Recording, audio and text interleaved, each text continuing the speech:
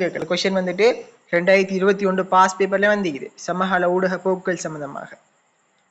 அப்ப நீங்க என்ன செய்ய, இந்த 7 போக்குகளையும் பாடமாக்கிச்சு கொள்ளணும். ஊடக குவிகை, பெருந்திரள், சிறுகூறு, கட்டுப்பாட்டு தளர்வு, நுகர்வு மையம், பண்டமயமாக்கல், வணிகமயமாக்கல், பூகோளமயம்.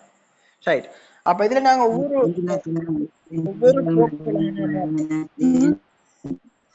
மைக்க மீட் பண்ணிக்கொள்ளுங்க. ரைட். ஒவ்வொரு கூறுகளாக நான் பார்த்தோம். முதலாவது விஷயம் நான் பார்த்த பிள்ளைகள் வந்துட்டு ஊடக குவிகை அல்லது இணைந்த ஊடகம் அல்லது ஊடக இணைவு அல்லது ஊடக சேர்க்கை அல்லது ஊடக சேர்மை, அவங்களுக்கு எப்படியெல்லாம் இதுக்கு பேர் போட்டு கேட்கணுமோ அப்படி கேட்பாங்க பிள்ளையார் பாருங்க. ஆனா எல்லாமே ஒரே விஷயம் தான் அமைச்சு கொள்ளணும். சரியா? ரைட். அப்ப ஊடக குவிகைன்னு சொன்ன என்னண்டா, பல வகை ஊடகங்கள் என்ன ஒன்றாக இணைகின்ற செயற்பாடுதான் ஊடக குவிகை நான் சொல்றேன். சரி, அதான் அதுக்குரிய வரைவிலக்கணம். அது பிறகு நான் செய்யலாம், குவிகை 2ஆக டிவைட் பண்ணலாம். தொழில்நுட்ப குருவை, ஊடக குவி. தொழில்நுட்பம் சொல்ல கூட உங்களுக்கு தெரியும் என்ன, ஒரு பொருள்ல மல்டிபேட் வசதி அளிக்கிற, அதான் நான் தொழில்நுட்ப குவின்னு சொல்றேன். ஊடக குவி என்ன, இப்ப ஆரம்பத்துல நான் பாருங்க, பத்திரிகை தனியா பயன்படுத்தினோம், தொலைக்காட்சி தனியா பயன்படுத்தினோம், ரேடியோவை தனியா பயன்படுத்தினோம். ஆனா இன்றைக்கு என்ன செய்யணும், என்னோட கையில ஒரு ஸ்மார்ட் போன் ஒன்று இருக்கிற பட்சத்துல, ஒரு திறன் தொலைபேசி ஒன்று இருக்கிற பட்சத்துல என்ன செய்யணும், எல்லாமே ஒன்றா குவிஞ்சிட்டு பாருங்க. அதான் சொல்றேன் நாங்க ஊடக குவிகை அல்லது இணைந்த ஊடகம் அப்படி சொல்றேன். நினைச்சா உங்களுக்கு ரைட். அதே போல நாட்டார் பாடல்கள் எடுத்தோம்னு சொன்னாலும் ஊடக குவி ஒன்றிக்குது. இன்னைக்கு ஒரு கொஸ்டின் போட்டிருந்தேன் நான் பேப்பர்ல, பயிற்சி போட்டதுல போட்டிருந்தேன். அதுக்கு சில அகல் பிள்ளை அடிச்சிருந்தீங்க, ஒரு சில அகல் சரி அடிச்சிருந்தீங்க பாருங்க. ஆரம்பத்துல நான் நாட்டார் கூத்துக்கள் தனியா இருந்துச்சு, நாட்டார் கதைகள் சடங்கு எல்லாமே தனியா இருந்துச்சு. ஆனா இன்றைக்கு பாருங்க நாட்டார் பாடலுக்குள்ள எல்லாமே வந்துட்டு தானே ஊடக குவிகைன்னு சொல்றேன். அது அப்புறம் எங்க டொமினிக் ஒரு வரைவிலக்கணம் சொல்லிக்கிறார். குவிகை என்பது ஒன்றிணையும் செயல்முறை என்ன, பொது ரசனையோட ஒன்றிணைன்னு சொல்லி ஓடப்பட்டிக்குது. சரி, அப்ப இது ஒரு விஷயம் நான் பார்த்தேன். அது பிறகு இந்த ஊடக குவிகையிட நன்மை தீமைகள் நான் பார்த்தேன். என்ன நன்மைகள் போடப்பட்டிக்குது பாருங்க, செலவு குறைவு, தகவல் தாகத்தை தீர்க்கலாம், நேரம் மீதப்படல், ஊடக விலங்குகள் விருத்தி அடையும், இடவசதி தேவையின்மை, இப்படி போட்டி.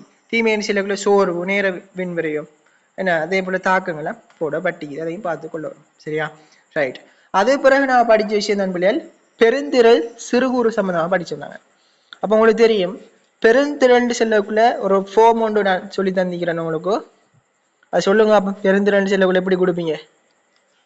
பொது தகவல் என்ன, பொது பெறுநர், பொது தகவல், பொது பெறுநர், பொது தகவல். Right, very good. பொது பெறுநர், பொது தகவல், பெருந்திரள். அப்ப என்ன பிள்ளையார், ஆரம்பத்துல பொது பெறுநர் என்ன, பொது தகவல் தான் என்ன தகவல் முன்வைக்கப்பட்டுச்சு. ஒரு பிலிம், ஒரு திரைப்படத்துல அடுத்த என்ன, அது எல்லாரும் பார்க்கக்கூடிய மாதிரி இருந்துச்சு. ஆனா இப்ப என்ன செய்யறாங்க, சொல்லுங்க அப்ப.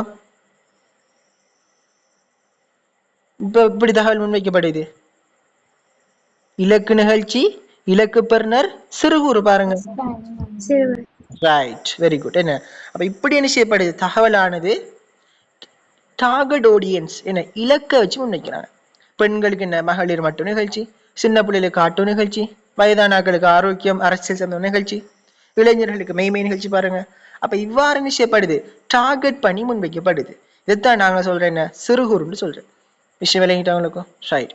அப்ப இதுவும் நாங்க ஒரு விஷயமாக பார்த்தோம். அது பிறகு நாங்க பார்த்த விஷயம் நண்பர்கள் கட்டுப்பாட்டு தளர்வு. அப்ப கட்டுப்பாட்டு தளர்வுன்னு சொன்னா என்ன,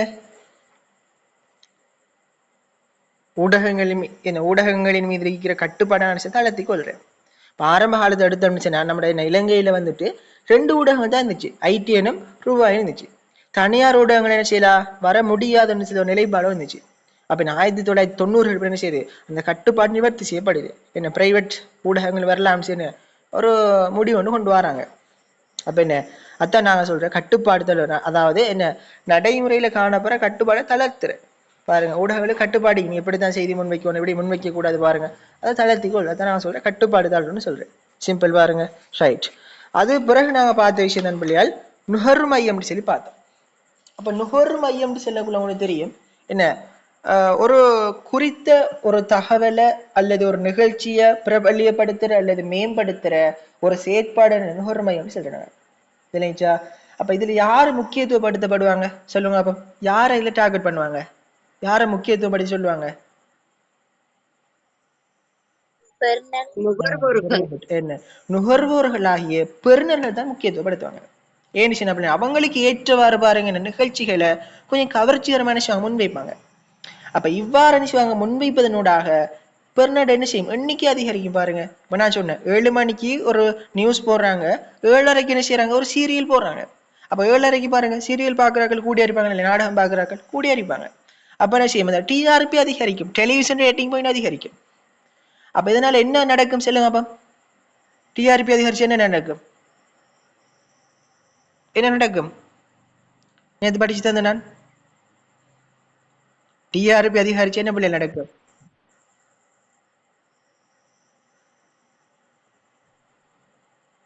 டிஆர் ஊடக நிறுவனங்களுக்கு வந்து விளம்பரங்கள் அதிகரிக்கும், ஊடக நிறுவனங்களுக்கு லாபம் சிம்பிள் பாருங்க. என்ன டிஆர்பி என்ன டெலிவிஷன் ரேட்டிங் பாயிண்ட் அதிகரிச்சு என்ன செய்யும்? ஊடக நிறுவனங்களுக்கான விளம்பரங்கள் அதிகரிக்கும். விளம்பரங்கள் அதிகரிச்சு என்ன செய்யும்? அவங்க லாபத்தை பெற்றுக்கொள்வாங்க. யாரு லாபத்தை பெற்றுக்கொள்வாங்க? ஊடக நிறுவனங்கள் லாபத்தை பெற்றுக்கொள்வாங்க. சிம்பிள் பாருங்க, பெரிய ஒரு விஷயமா எத்தான் சொல்றேன், நான் நுகர்வு மையம்னு சொல்றேன். அப்ப இன்னைக்கு ஊடகங்கள் என்ன பெருநர்களை வந்து ஒரு நுகர்வோர்களா பாக்குறோம், கஸ்டமரா பாக்குறாங்க பாருங்க. அவங்களுக்கு ஏற்ற மாதிரி நிகழ்ச்சியில முன் வச்சு அவங்க மூலமே லாபத்தை பெற்றுக்கொள்றாங்க. அதான் சொல்றேன் நாங்க நுகர்வு மையம்னு சொல்றேன். அதுக்கு நான் ஒரு உதாரணம் வச்சு விளங்கப்படுத்தியிருந்தேன். ஒரு 7 மணிக்கு போற நியூஸையும் ஒரு 7:30க்கு போற நியூஸையும் வச்சு நான் உங்களுக்கு உதாரணம் மட்டும் விளங்கப்படுத்தியிருந்தேன். அப்ப என்ன கன்செப்ட் என்ன பிள்ளையால் அவங்க இந்த நுகர்வோருக்கு பொறுத்தவரை நிகழ்ச்சியில முன்வைக்கலாம் செய்யுது டிஆர்பி அதிகரிக்குது. டிஆர்பின்னு சொன்ன டெலிவிஷன் ரேட்டிங் போய் அதிகரிக்குது. அப்ப என்ன செய்வாங்க? விளம்பரங்கள் அதிகரிக்கும். விளம்பரங்கள் அதிகரிச்சு என்ன செய்யும்? அவங்க லாபத்தை பெற்று கொள்வாங்க. இதுதான் நுகர்வு மையம்னு சொல்றேன்.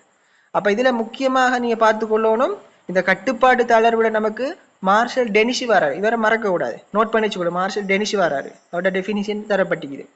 அதே போல நுகர்வு மையத்துல நமக்கு யார் வராரு சொல்லுங்க அப்ப? நுகர்வு மையத்துல யார் அறிஞர் வராரு? கிரஹாம் மொர்டெக் வராரு. வெரி குட், கிரஹாம் மொர்டெக் வராரு. சரியா? ரைட். அப்ப இதையும் நாங்க பார்த்தோம். அது பிறகு பிள்ளைகள் நான் பார்த்த விஷயம் தான் பண்டமயமாக்கல் சொல்லி பார்த்தோம். என்ன கொமாடிஃபிகேஷன் அப்படி தரப்பட்டிக்குது எங்களுக்கு. இது எப்படி வந்துச்சு? இந்த பண்டமயமாக்கல்ன்ற சொல்பதமானது நான் எப்படி வந்துச்சு நேற்று சொன்னேன் உங்கள்கிட்ட. யார் நோட் பண்ணீங்களோ தெரியல. யார் நோட் பண்ணீங்களா?